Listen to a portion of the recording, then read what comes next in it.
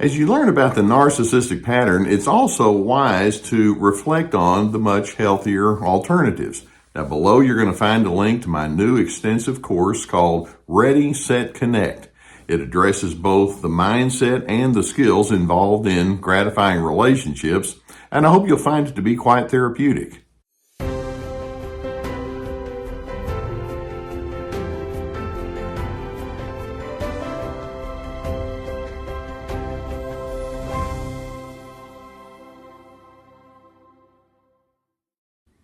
Would you consider yourself to be an opinionated person?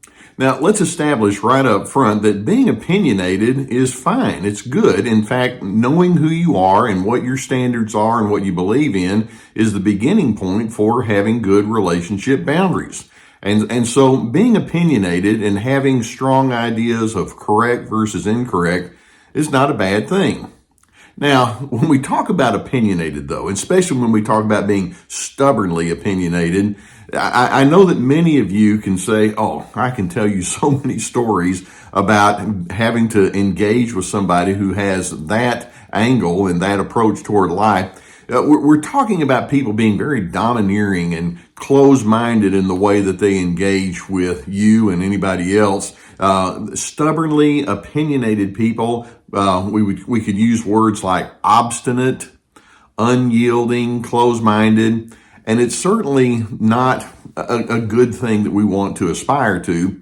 And I want you to think, when you're around those people that have that really strong narcissistic bent, do you ever run across that stubborn, opinionated mindset of theirs? And of course, the answer is yeah, of course. I mean, how many times have you been around somebody who has this narcissistic bent? And when they say something, it's like they've sucked all the air out of the room. It's like, well, I guess there's not any room for anybody else's opinion now, is there? And they just simply won't accept what you have to say. They can be very judgmental and condescending in the way that they come across. And you're over there thinking, I can't get through to this person. And with these stubbornly opinionated narcissists, they have concluded within themselves that correctness is the supreme good. It's like, oh yeah, being right, that's the ultimate. And I want us to kind of rethink that, okay? What's going on inside of this stubbornly opinionated narcissist? Now, first and foremost, I don't know if you would see this right away, but it's pretty easy to spot once you're onto it. Stubbornly opinionated people are committed to their anger. The stubbornness is part of their anger system. And to illustrate that, I want you to think when these individuals come across with their real powerful ideas about correct versus incorrect, are they pleasant? Are they friendly in the way that they do that? And typically, no. There's an agitation that's already attached to that. There's an annoyance. There's an irritability. These people are more or less implying, you bug me. Quit it. I don't like your presence here. And so there's an agitation, and the fact that these individuals will hold on to that stubbornness and that opinionated side says they're committed to it. You can come across and say, well, I don't think this is working very well. It's like, no, I'm committed to this. They're not just committed to their opinions, they're committed to their anger. And it's part of their defining feature.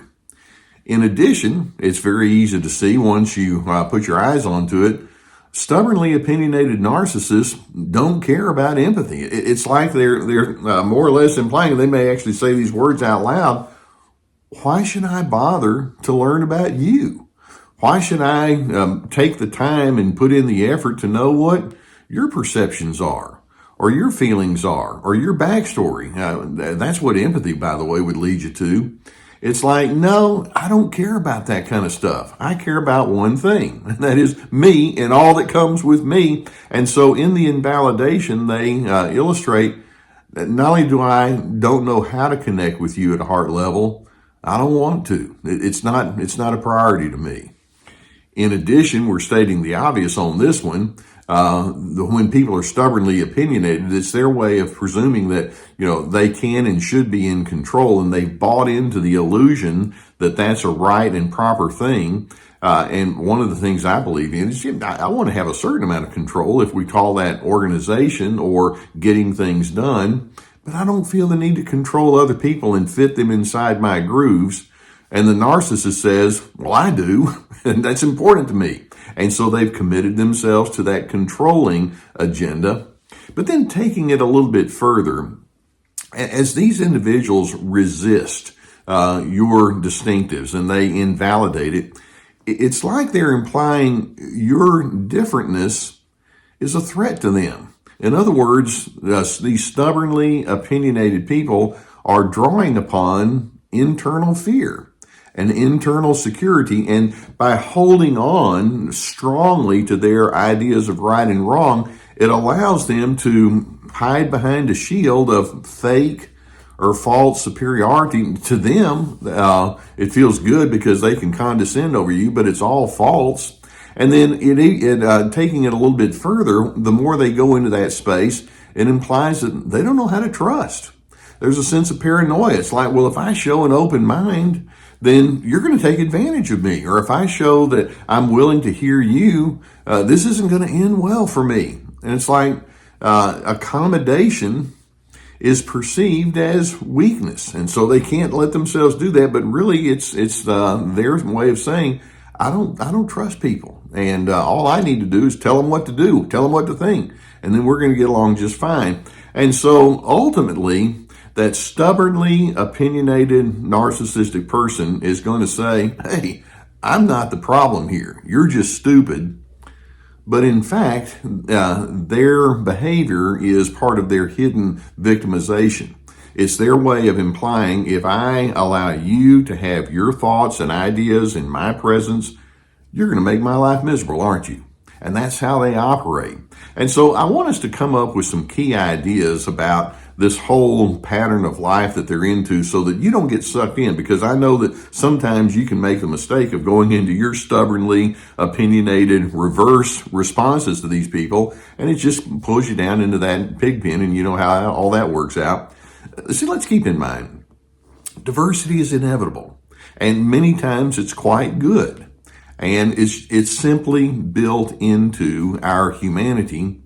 Can we simply make an accommodation for that?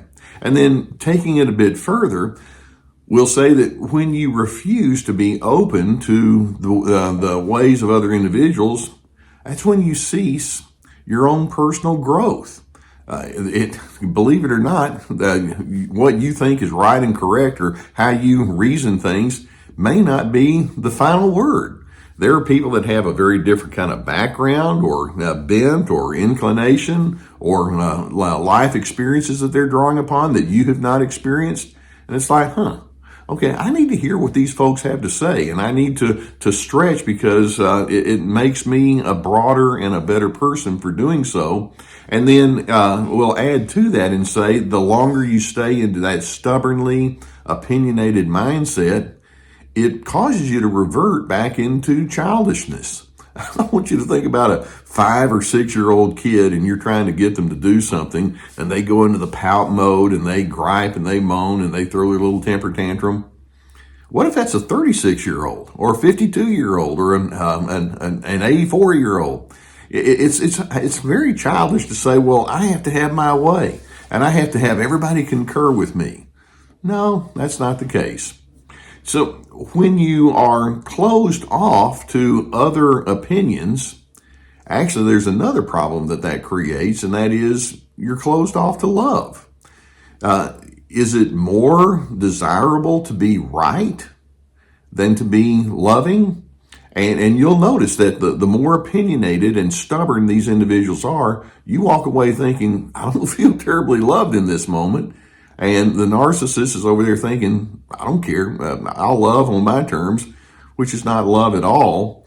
And in addition, these individuals think wrongly that dropping your stubbornness or dropping the hard opinionated style means that it's not good to be resolute.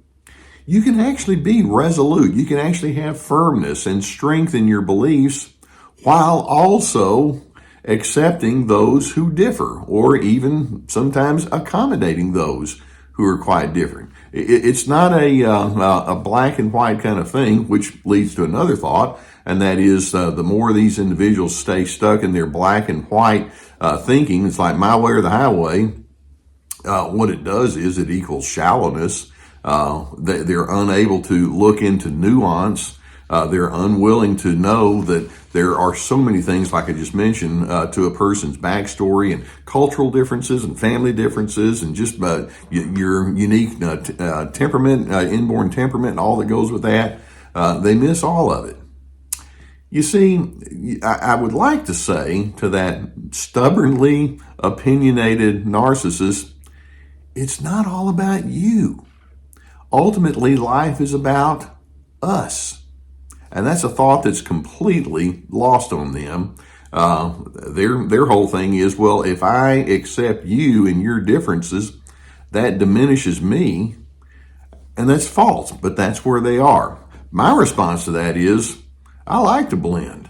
And harmonizing doesn't require me to give up on myself, but it does compel me to make room for the other.